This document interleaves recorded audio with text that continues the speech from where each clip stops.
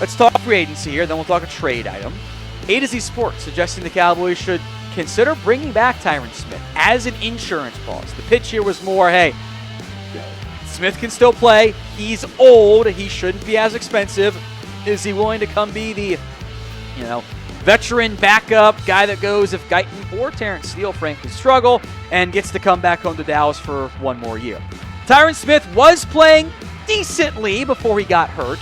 It's not the same best left tackle in football, Tyron Smith, anymore. I think he's still a serviceable football player.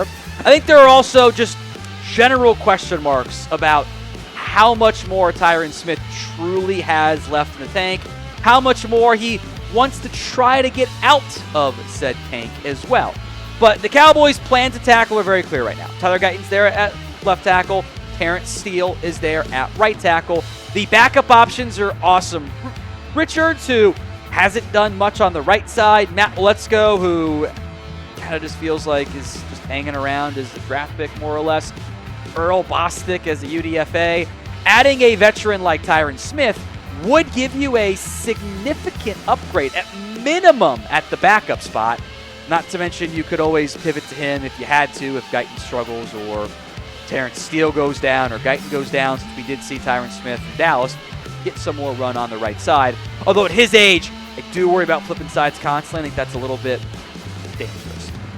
So would you bring back Tyron Smith? This is the pinned comment on today's video, so if the ad happens to come here on YouTube, just fine. Take advantage of it. Head down there. Y for yes, N for no. The idea of adding Tyron Smith back to the Cowboys does intrigue me, at least a little bit. The role and the money, though, would have to be very different from the last time he was here, but I am open to it. I don't think you're signing him with the promise of you are the starting left tackle no matter what. It's the, hey, we'll bring you in, you get to come back home, it's competition, it's veteran insurance, it's an addition of you're adding better talent to the depth chart, right? The biggest question there for me then, does Tyron Smith want that?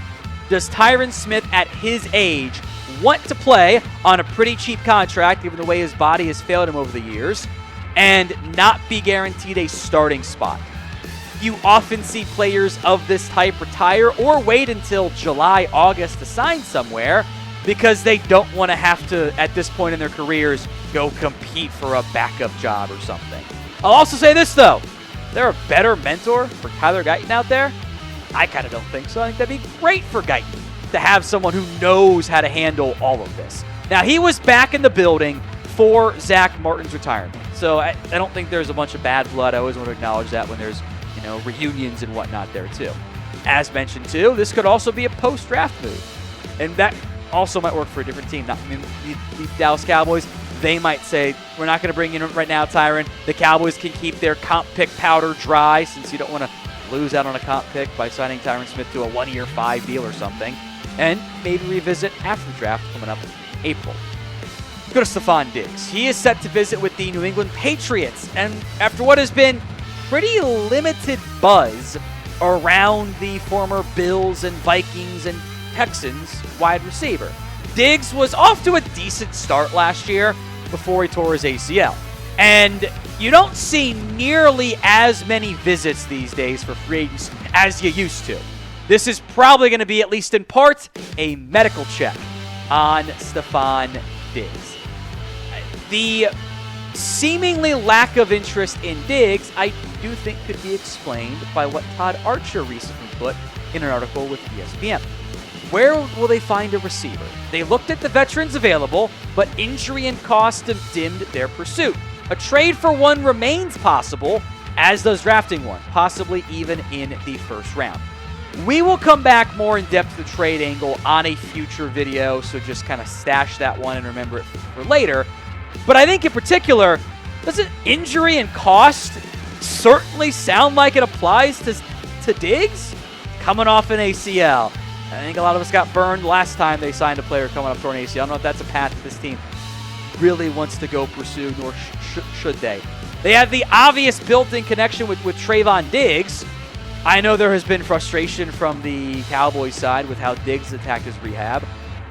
You think if things were close, you could use Trayvon as a leverage point to get Stefon to come, but they haven't really shown a lot of interest on that front. Been pretty quiet. And by the way, also worth mentioning, anything above $3.5 million per year-ish is currently slated to count against the comp pick formula, which means Dallas would lose a 5th-round pick. They probably don't want to do that. But they do need another wide receiver. You can't enter week 1 with the plan of Lamb, Tolbert, Turpin, Mingo, Brooks, Flournoy, everyone else. That's not a real group, and that's not a realistic plan at wide receiver when you got to get more help there. Who it is, we'll see. I think draft makes the most sense, but I don't think there's any intent to just roll with this group again. So how do you think the Cowboys end up getting wide receiver help? I do love this plan. Someone was like, you think you're being clever? I'm like, I did it on purpose. Anyway, how do the Cowboys get wide receiver help? D for draft, T for trade, F for free agency. We have a trade rumor to discuss directly from ESPN. They linked the Cowboys to a potential trade for Patriots backup quarterback Joe Milton. This is what Jeremy Fowler of ESPN said. Joe Milton, this is a really interesting name in the quarterback carousel we're talking about because he has trade interest. The Patriots are exploring a trade. I'm told several teams are interested. One team to potentially watch for is the Dallas Cowboys, who's looking for a good backup, a young backup with upside they may not get in the draft. Maybe they get in a trade. I hate when media does this. I can't stand this type of stuff. This is not reporting that the Dallas Cowboys have interest in Joe Milton. That is not what Jeremy Fowler said. He said, well, potentially they've got interest. Maybe they have a backup quarterback need. That's all that is. That's saying, well, they could make sense, but it ends up getting spun by aggregators into Cowboys have interest in Joe Milton. That's not what was reported. That's not what was said. Only the Cowboys get hyped for a backup QB. Like, man, you got to get they need a backup. Let's talk about Quinn Ewers on national media. This is so clearly a link the Cowboys to drive up the market play. Happens all the time to guys that don't end up in Dallas, by the way. It's frustrating. Look, Joe Milton has great size. He's got great athletic ability. He had a very good performance in the final game of the season against a Bills team that actively was not trying. And it seemed like they actually wanted to lose on purpose. And he was actually terrible in the preseason. This is not a typo. He completed under 37% of his passes in the preseason. He was a massive project at Tennessee. Don't let the most obvious Matt Flynn 2.0 game fool anybody. I have no desire to trade for Joe Milton with what the Patriots reportedly wants, which is a 3rd-round pick. I'm not doing that. They want one of my 5s? Sure. It's a 5th-round pick. That doesn't matter to me. But going down the route of a 3rd for Joe Milton, he's not actually all that good.